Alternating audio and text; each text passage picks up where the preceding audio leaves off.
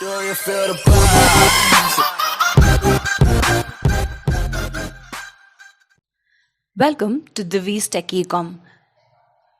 இதுக்கு முன்னாடி நம்ம சேனலில் நிறைய டெக்னிக்கல் வீடியோஸ் நம்ம பார்த்துருக்கோம். Like 8051 microcontroller, 8086 microprocessor அப்படின்னு நிறைய கண்டென்ட்ஸ் நம்ம பார்த்துருக்கோம். அதோட எக்ஸ்டென்ஷனாக தான் இந்த வீடியோவும் உங்களுக்கு இருக்க போகுது. ஸோ என்ன அப்படின்னு பார்க்கறதுக்கு முன்னாடி 8051 அப்படிங்கிற மைக்ரோ கண்ட்ரோலர் வந்து 8 பிட். ஸோ அது ரிலேட்டடான architecture, instruction sets, addressing modes, interrupt, அதோட ரெஜிஸ்டர் செட், PSW இந்த program status word, special function registers எல்லாமே நம்ம டீட்டெயில்டாக ப்ரீவியஸ் வீடியோவில் பார்த்துருக்கோம். ஸோ அதுக்கான லிங்க் எல்லாமே நான் உங்களுக்கு டிஸ்கிரிப்ஷனில் கொடுத்துருக்கேன். ஸோ உங்களுக்கு ரெஃபரன்ஸ்க்கு வேணும்னா you can refer to that videos as well. So இன்றைக்கி நம்ம பார்க்க போகிற இந்த வீடியோ எதை பற்றி அப்படின்னா ALP ஆஃப் 8051. ஸோ ALPங்கிறது அசம்பிளி லாங்குவேஜ் ப்ரோக்ராம். ஒரு பேசிக் ALP எப்படி எழுதணும் அப்படிங்கிறது நம்ம 8086லேயே நான் உங்களுக்கு ரொம்ப டீட்டெயில்டாக சொல்லியிருக்கேன். So first you have to draw a tabulation. அந்த டேபுலேஷனில் first column will be specified for your address, second for op code, third for your ALP இந்த கோட். அந்த லாஸ்ட் காலம் வந்து நீங்கள் உங்களோட எக்ஸ்பிளனேஷனுக்கு நீங்கள் வச்சுக்கலாம், ரைட்டுங்களா? ஸோ அந்த 8086ஓட பேசிக் ALP ப்ரோக்ராமில் பேசிக் ஹிண்ட் ஆஃப் ரைட்டிங் திஸ் எப்படின்னு நான் சொல்லியிருக்கேன். அந்த லிங்க்கையும் நான் டிஸ்கிரிப்ஷனில் கொடுத்துருக்கேன். ஸோ ப்ளீஸ் அதையும் நீங்கள் செக் பண்ணி பார்த்துக்கலாம், ரைட்டுங்களா? ஸோ இந்த ALP ஆஃப் 8051ல நம்ம பண்ண போகிற ஃபஸ்ட்டு மேத்தமெட்டிக்கல் ஆப்ரேஷன் என்ன அப்படின்னு பார்த்தீங்கன்னா அடிஷன். ஸோ அடிஷன் அப்படிங்கும்போது நமக்கு என்ன வேணும் அப்படின்னு பார்த்தீங்கன்னா நமக்கு 2 டேட்டா நமக்கு வேணும், ரைட்டுங்களா? ஸோ இந்த 2 டேட்டாவையும் நான் ரொம்ப பேசிக்கான ஒரு 4 பிட் நம்பர்ஸ் மட்டும் நான் எடுத்து உங்களுக்கு பெர்ஃபார்ம் பண்ணி காட்டுறேன். ஏன் 4 பிட் அப்படின்னா உங்களுக்கு ரொம்ப ஈஸியாக இருக்கும் அப்படிங்கிறனால தான் அந்த 4 பிட் நான் எடுத்திருக்கேன். ஸோ 2 வேல்யூ, ஃபஸ்ட்டு வேல்யூ என்ன அப்படின்னு பார்த்தீங்கன்னா 03 அப்படிங்கிற அந்த டேட்டாவை நான் எடுத்திருக்கேன். செகண்ட் என்னோட டேட்டா வந்து 04, ரைட்? ஸோ பிஃபோர் ப்ரோக்ராம் எழுதுறதுக்கு முன்னாடி நான் உங்களுக்கு திரும்பவும் சொல்கிறேன், இந்த 8051 வந்து 8 பிட் ரெஜிஸ்டர்ஸ் தான் அது வச்சிருக்கோம். It is an 8 bit micro controller, right? Apart from DPTR உங்களுக்கு வந்து மற்ற ரெஜிஸ்டர்ஸ், அதாவது A ரெஜிஸ்டர், B ரெஜிஸ்டர் எல்லாமே எவ்வளோ அப்படின்னு பார்த்தீங்கன்னா 8 பிட் தான் உங்களுக்கு இருக்கும். ஸோ அதுக்கு தகுந்த மாதிரி தான் நீங்கள் ப்ரோக்ராம் வந்து எழுதுகிற மாதிரி வரும், ஓகே? ஸோ இன்னும் சிம்பிளாக ரொம்ப லிட்ரலாக உங்களுக்கு புரியணும் அப்படின்னு பார்த்தீங்கன்னா உங்களோட 8086ல நீங்கள் 4 நம்பர் வரைக்கும் சூஸ் பண்ணலாம் ஃபார் அடிஷன். எப்படி எழுதுவீங்க அப்படின்னா 40AF ப்ளஸ் 309D அந்த மாதிரி 2 4 நம்பர்ஸை நீங்கள் வந்து ஆட் பண்ண முடியும். பட் இங்கே வந்து 12 plus AF or DC plus BD அந்த மாதிரி 2 நம்பர்ஸ் மட்டும்தான் நீங்கள் எடுத்துக்க முடியும், ரைட்டுங்களா? ஸோ ஏன்னா ஒரு பர்டிகுலர் நம்பர் வந்து உங்களுக்கு 4 பிட் கான்ட்ரிபியூட் பண்ணும். ஸோ 2 லெட்டர்ஸ் எடுத்துக்கிட்டிங்கன்னா 4 + 4 8 பிட் உங்களுக்கு கான்ட்ரிபியூட் பண்ணும்.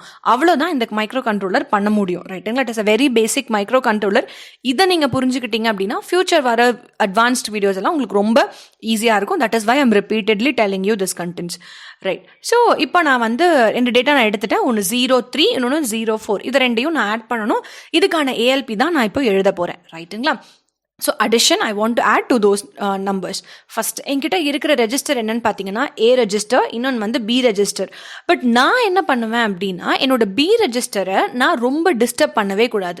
என்னோட பேசிக் ALP எல்லாமே நான் A ரெஜிஸ்டருக்குள்ளேயே நான் முடிச்சுக்கணும். I should not disturb B registers, right? So first data எனக்கு என்னங்க 03. இது 8051ஓட ALP.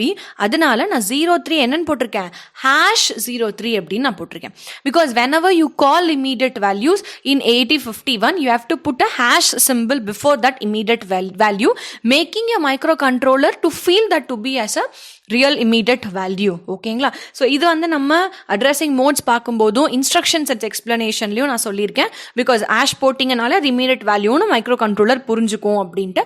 அதே மாதிரி வேறு இதில் கூட நீங்கள் கால் பண்ணலாம், நம்பர்ஸ் வச்சு கூட you can call.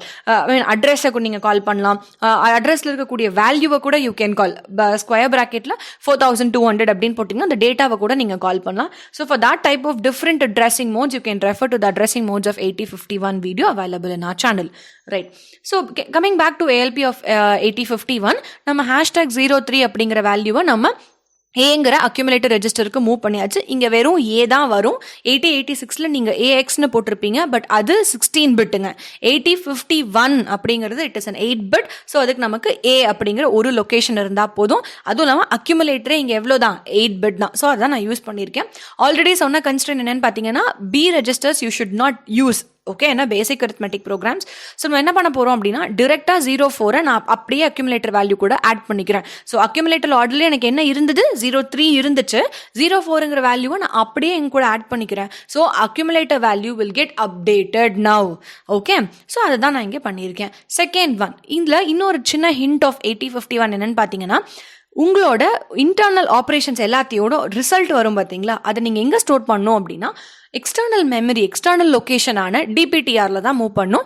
டிபிடிஆர் is a data pointer which will be using for to point datas. Right. So இது வந்து உங்களுக்கு 16 பிட். ஸோ உங்களுக்கு ரெண்டாவது டிவைட் பண்ண முடியும், டிபிஎல் அண்ட் டிபிஹெச். டிபிஎல் அப்படிங்கிறது லோயரோட டேட்டா பாயிண்டர், டிபிஹெச் அப்படிங்கிறது ஹையரோட டேட்டா பாயிண்டர்ஸ். ஸோ அதில் வந்து நீங்கள் அதுக்கு ஃபஸ்ட்டு ஒரு மெமரி லொக்கேஷனை நீங்கள் அதை அசைன் பண்ணியிருக்கீங்க. ஸோ இங்கே நான் அசைன் பண்ணியிருக்க memory location 4200 H. Okay, whenever the word h comes we have to take it to be as an hexadecimal value. Okay, so 4200 will be moved, will be assigned to your DPTR value. Second, இப்போ என்னோட accumulator value இருந்துச்சு பார்த்தீங்களா, result, final result எங்கே store ஆயிருக்கும், ஏல store ஆயிருக்கும். அந்த ஏ வேல்யூவை நான் டிபிடிஆரில் மூவ் பண்ண போகிறேன். பட் டிபிடிஆருக்கு ஒரு வேல்யூவை நான் மூவ் பண்ணுறதுனால அட் டிபிடிஆர். இது ரொம்ப சிம்பிளுங்க. இன்ஸ்டாவில் வந்து if you post some values you have to tag someone, you have to put hashtag. அதே மாதிரி ட்விட்டரில் அட் அப்படின்னு நீங்கள் போடலாம். சில பேர் ஸ்டேட்டஸ்ல எல்லாமே they are putting it to be as at for this particular person அப்படின்னு போடுறோம். அதே மாதிரி அக்யூமுலேட்டரில் இருக்கக்கூடிய வேல்யூவை நான் டிபிடிஆருக்கு மூவ் பண்ணணும். ஸோ அட் டிபிடிஆர் அப்படின்னு நான் கொடுத்துருக்கேன். Since DPTR is an external memory address, நான் சும்மா மூவ்னு கொடுத்து அதை எடுத்துக்காது. In order to create a difference between the internal registers and the external registers, நான் x அப்படிங்கிற வேர்டை நான் யூஸ் பண்ணியிருக்கேன். ஓகே, மூவ் எக்ஸ் அப்படின்னு நான் போட்டாலே அது எக்ஸ்டர்னல் ரெஜிஸ்டர் தான் அது மீன் பண்ணிட்டு இருக்கு அப்படின்னு பார்க்கணும். ரைட். ஸோ லாஸ்ட் பாயிண்ட் முடிஞ்சிருச்சுங்க. டேட்டா நான் ஆட் பண்ணியாச்சு. வந்த ரிசல்ட்டை நான் எங்கே மூவ் பண்ணிட்டேங்க, அக்யூமுலேட்டருக்கு மூவ் பண்ணி நான் ஸ்டோரும் பண்ணிட்டேன். ஸோ அந்த ப்ரோக்ராமை நான் அங்கேயே ஸ்டாப் பண்ண வச்சிருக்கேன். என்னோட ப்ரோக்ராம் அந்த பர்டிகுலர் லாஸ்ட் லைன்லேயே எனக்கு ஜம்ப் ஆகிட்டே இருக்கும். ஓகேங்களா, இதுதாங்க ஒரு நார்மல் ஏஎல்பி ஆஃப் 8051. பட் வந்து இதோட முடிஞ்சிருச்சா அப்படின்னு கேட்டிங்கன்னா, இப்படியே உங்கள் மெஷினில் கொடுத்தீங்கன்னா அது அவுட்புட் கொடுக்காது.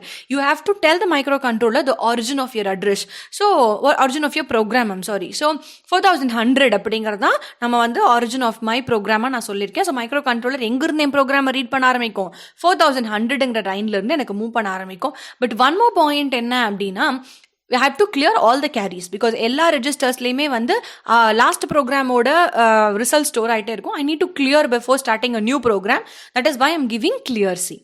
ஓகே, ஸோ இந்த ஆர்டர் நீங்கள் ஞாபகம் வச்சுக்கோங்க. 8086 நீங்கள் ப்ரோக்ராம் எழுதும்போது இந்த மாதிரி பேசிக் கண்டிஷன்ஸ் உங்களுக்கு கிடையாது. பட் 8051 எழுதும்போது எந்த ப்ரோக்ராம் கேட்டாலும் நீங்கள் ஃபஸ்ட்டு இந்த 2 லைன் எழுதிடணும். ஆரிஜின், நீங்கள் எந்த அட்ரஸில் நீங்கள் ஸ்டார்ட் பண்ண போகிறீங்க. Second line clear the carry count. So count ஃபுல்லாக உங்களுக்கு கேரி ஆகி கொடுத்துரும். ஓகேங்களா, ஸோ இதுதான் ALP of 8051. Okay, so ALP எல்லாம் எழுதியாச்சு. இந்த ப்ரோக்ராமை நான் ஆடுக்கு எழுதிட்டேன். இதே ப்ரோக்ராமை சப்ராக்ஷனுக்கு எழுத முடியுமா அப்படின்னா சேம் மெத்தட் தான். பட் ஒரே ஒரு கீவேர்ட் மட்டும் நீங்கள் மாற்றணும். இன்ஸ்டெட் ஆஃப் SUB, பிகாஸ் ஏன் SUB சொல்கிறீங்க அப்படின்னா 8086ல் நம்ம SUB தான் யூஸ் பண்ணியிருப்போம் ஃபார் சப்ராக்ட். பட் இங்கே SUBB நீங்கள் யூஸ் பண்ணியிருக்கணும். ஸோ அப்போ உங்களுக்கு இந்த ப்ரோக்ராம் ஈஸியாக முடிஞ்சிடும். Right, so this is what the basic ALP of 8051. இந்த மாதிரி ஒரு சில பேசிக் ப்ரோக்ராம்ஸை வச்சுட்டே நீங்கள் வந்து பெரிய ப்ரோக்ராம்ஸை வந்து பில்ட் பண்ணிக்கலாம். So that is why I'm explaining you with the basic contents of 8051. Okay, so I hope this video will be useful for everyone. So next topic will be on the manual calculations, right? Manual calculations and also the other ALP of 8051. So until, stay tuned with the V's Techie.com. You can also follow us on Insta and Facebook for instant updates. Thank you.